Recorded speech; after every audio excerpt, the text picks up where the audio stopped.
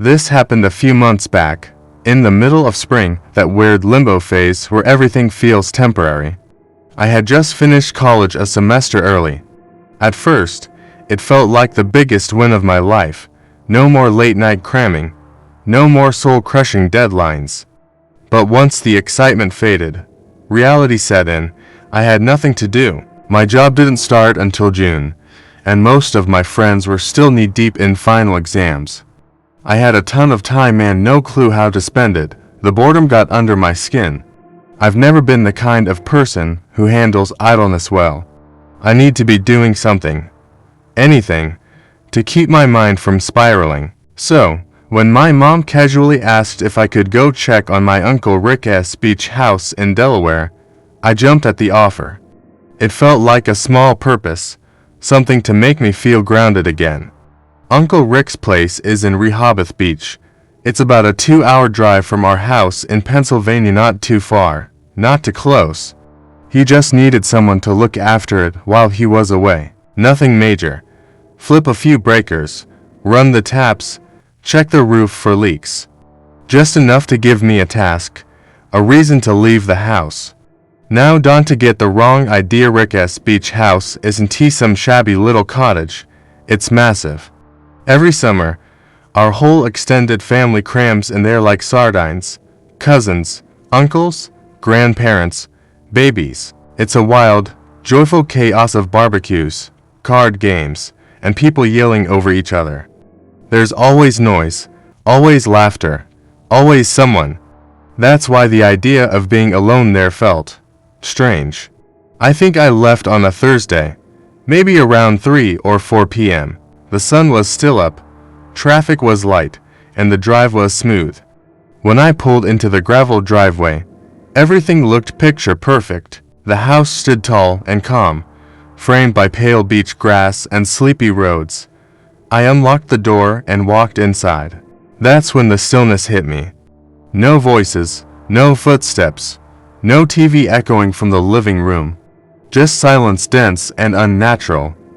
I didn't realize how much sound had always filled that house until there was none.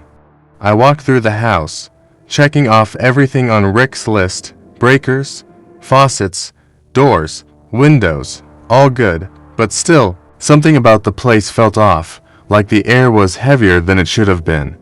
I couldn't put my finger on it, but I felt watched. Not in a paranoid way, just like the walls were listening. I texted my mom to let her know everything was fine and mentioned I'd us crash there for the night. Driving back in the dark didn't sound appealing. She said that was fine and reminded me to thank Rick. I replied, made myself a sandwich, and lounged on the couch for a bit, scrolling aimlessly through my phone.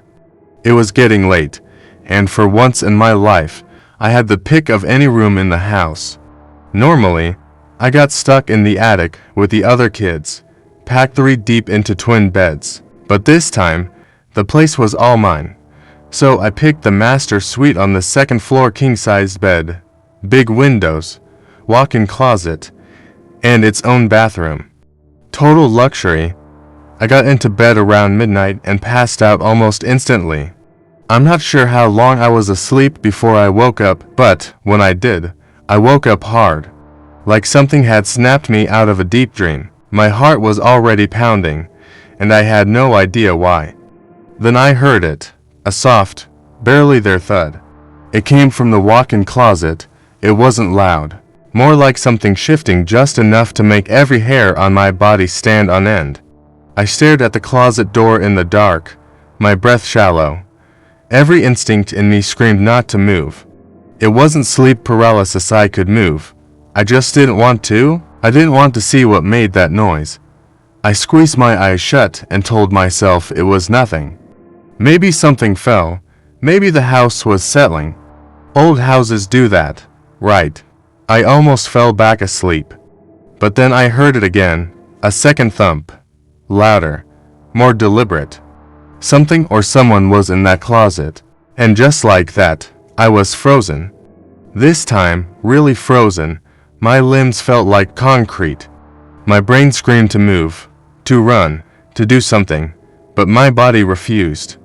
Then came the creak, The closet door opened.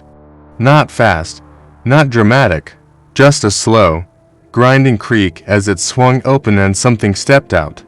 I barely cracked my eyes open. I didn't want to see, but I had to. A shadow spilled across the room. A tall, unmoving figure just stood there, right in front of the bed. Not moving, not speaking, just staring. I don't know how long he stood there.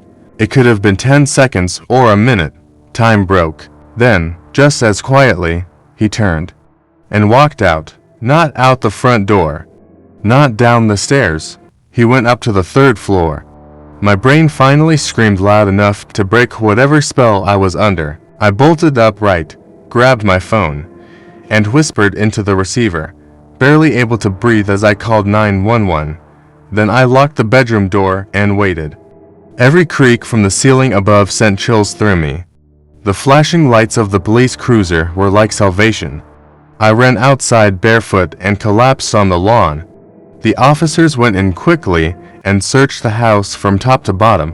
When they came back out, they told me no one was there. Impossible. I saw him. I heard him walking upstairs. I told them. They said maybe I imagined it. Maybe it was a nightmare or stress. I knew they were wrong.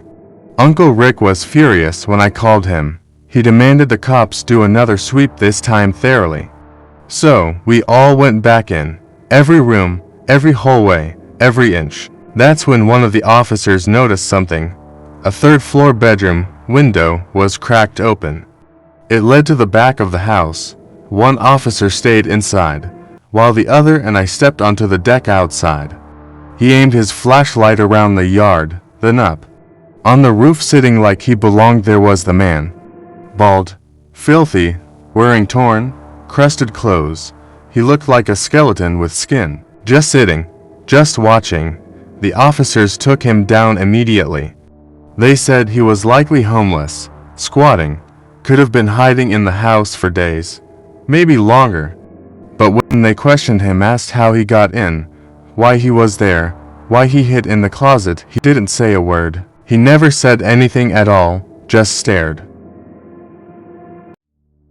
My buddy Mike has a beach house on the Jersey Shore. Calling it nice doesn't do it justice. It's incredible. At least for someone like me, who didn't grow up with much. That place is quiet, tucked into a sleepy road, just a few minutes walk from the water. It's been in his family for generations, though no one really lives there now. Mike's grandparents used to dream of making it their permanent home, but they both passed away not too long ago. Now it just sits there most of the year, empty and aging. His extended family all lives on the West Coast, and his parents are too swamped to use it. Mike, on the other hand, basically has free reign. His dad might have been toying with the idea of renting it out, but nothing ever came of that, probably because renting a beach house during the off-season is a lost cause. So, when Mike hit me up in mid-July to come spend the weekend there, I said yes immediately, no hesitation. I had zero plans, and the idea of getting away even just for a couple days sounded perfect. It wasn't going to be a wild party weekend or anything, just beach, boardwalk, and relaxing. Exactly what I needed. Mike picked me up Friday afternoon. I threw a duffel in his trunk, and we hit the road. When we got there, the place smelled like every beach house does, salt in the air, that faint mustiness of sun-baked wood. Honestly, it smelled like memories, familiar in a strange, cozy way. After dropping our stuff upstairs, we grabbed sandwiches from this hole-in-the-wall sub-shop and went for a walk on the beach. Mike brought some fishing rods, though it wasn't really about fishing. We just stood out there for a while, listening to the waves roll in, letting the rhythm of the tide slow everything down. That's when we saw them, two girls, around our age, walking barefoot along the shoreline. Mike, being Mike, struck up a conversation.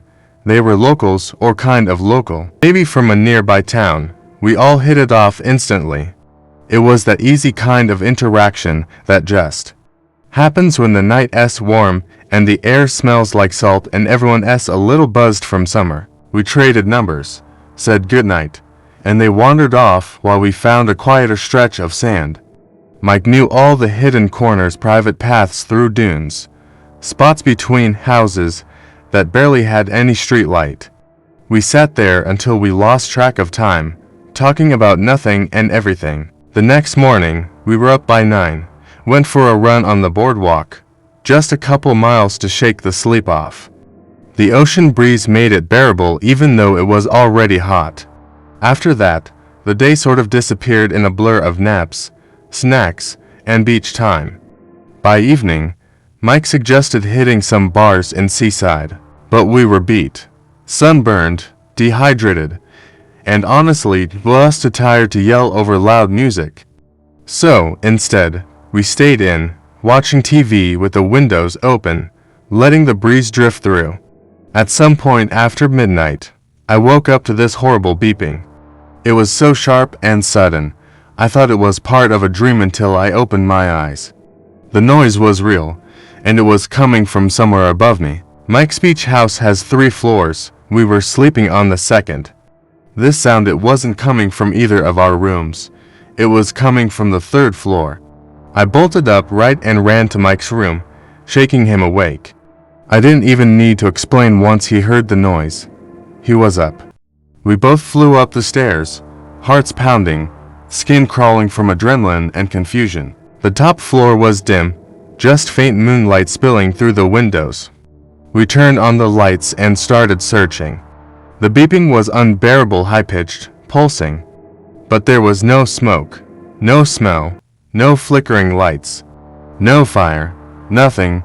Then I found it. In one of the rooms, under a pillow, was a small black object. Looked kind of like a walkie-talkie. No buttons, no label. Just a blinking red light and a single little switch on the side. I flipped it off and the beeping stopped. Mike walked in just as I was holding it in my hand. We stared at each other, then at the device. He asked if I'd ever seen it before. I hadn't. I asked him the same. He hadn't either. For the next hour, we sat there trying to piece together what it was. Why it was there. What could have set it off. Mike swore his family hadn't been in the house for months. The weirdest part, this wasn't some emergency device. It wasn't connected to anything, and it definitely wasn't a smoke detector. It was manual. That thought hit us at the same time. I flipped the switch again. The beeping returned. I turned it off, and silence. The only way it could have gone off was if someone physically triggered it. Someone had been in the house. We didn't hesitate. Mike grabbed his phone and called the cops. I locked the bedroom door and shoved a chair under the handle. We waited, barely breathing. Every creak of the floor made my stomach flip. We felt watched. Eventually, flashing lights cut through the blinds downstairs. 2 officers entered, and we ran to meet them. After a short explanation, they did a full sweep of the house. What they found was worse than we imagined. Every window on the 3rd floor, wide open. And not just that, the beds were flipped, drawers pulled out, clothes and sheets scattered across the floor. That room with the device, ransacked. It hadn't looked like that when we first got up there. I was sure of it, dead sure. The officers didn't find anyone inside. No prints, no tools, just chaos. They told us to secure the windows and left. We tried to tell ourselves it was over, that maybe whoever it was had fled when they heard us coming. But the truth is, we never saw anyone leave. And that was the last night I stayed in that house. Last winter, I had to make a solo drive from upstate New York all the way down to central Georgia. It wasn't my first time doing long solo road trips, but it had been years. And this time, something felt off from the start. There was a blizzard hitting parts of Pennsylvania and West Virginia, and the interstate alerts made it pretty clear. Don't expect smooth sailing. I left early in the morning, hoping to beat the worst of it, but by noon I was crawling along highways barely visible under snow. It was one of those days where you grip the wheel so tight your knuckles turn white and your eyes start to blur. I must have passed half a dozen wrecks, some minor fender benders, others way worse. Flashing lights in the rear view, crumpled metal on the shoulder. After nearly 12 hours of that madness, I couldn't keep my eyes open anymore. I was somewhere deep in rural West Virginia, not close enough to push through to a bigger city. I needed sleep, just a bed and some heat. That's all. I pulled off into a tiny town. I won't name it here, but you wouldn't know it even if I did. A few gas stations, a church, and one motel. No chain, just an old building with a flickering neon sign that said vacancy. The V was barely lit, buzzing softly like it was about to burn out. I pulled into the snow-covered lot, parked, and shuffled inside with my overnight bag. The lobby was dim and smelled like mothballs and something stronger, maybe bleach, maybe mildew, maybe both. Behind the counter was a woman, maybe in her 60s, thin, long gray hair tied up tight. Her eyes didn't blink much. She didn't say hi, just stared. I said, "Hi, I need a room for the night." Still staring, she nodded slowly, then reached under the counter and pulled out a key. Not a card, a physical key. Room 4. No registration, no ID, no credit card swipe. Just handed me the key like she already knew I was coming. I paused, kind of weirded out, but I was too exhausted to argue or look for another option. "Thanks," I said. Her voice was raspy. She muttered, "Don't use the ice machine." That's all she said. Not good night, not enjoy your stay. Just, don't use the ice machine. I walked out into the freezing night, boots crunching on the fresh snow, and found room 4 at the far end of the building. I let myself in with the old key that turned harder than it should have. The room was fine, old, but clean enough. Wood paneling, brown carpet, a tiny tube TV bolted to the dresser. I double-locked the door, shoved the armchair in front of it for good measure, kicked off my boots, and collapsed on the bed fully dressed.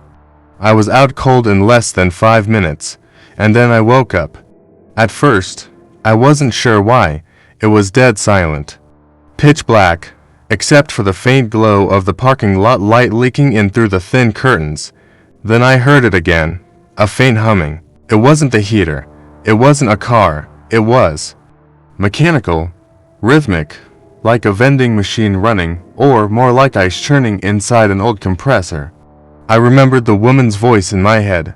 "Don't use the ice machine." I got up, heart starting to race, and walked to the window. I peeked through the blinds, careful not to move them too much. There it was on the far side of the building. An old standalone ice machine with a rusted front, and someone was standing in front of it. Not using it, just standing there. A woman, but it wasn't the one from the front desk. This woman was barefoot. Her white nightgown was soaked at the bottom, like she'd been walking through snow for hours. Her head hung low, hair dangling over her face in clumps, stringy and dripping. She wasn't moving. I froze. She didn't have a bag. She wasn't filling a bucket. Just standing there, as if the machine was going to give her something. I watched for maybe 10 seconds, then she turned her head. Not toward the ice machine. Toward me. I dropped the blinds and stumbled back so fast I hit the corner of the bed frame. My heart was racing. I didn't know why I was so freaked out. It could have been another guest, maybe having a rough night. But something about her face was wrong. Pale, hollow, like the skin wasn't sitting on her bones correctly, like it had been stretched or frozen in place. I waited, counted to 100, then peeked again. She was gone. The lot was empty. Snow fell lightly, coating the same footprints she'd left behind. The air felt heavier now, like it was pressing against the windows. I didn't sleep the rest of the night. At dawn, I packed up and bolted. As I passed the front desk, the woman was still there, still behind the counter. Same clothes, same stiff expression. I handed her the key. "Thanks," I said. "Nothing."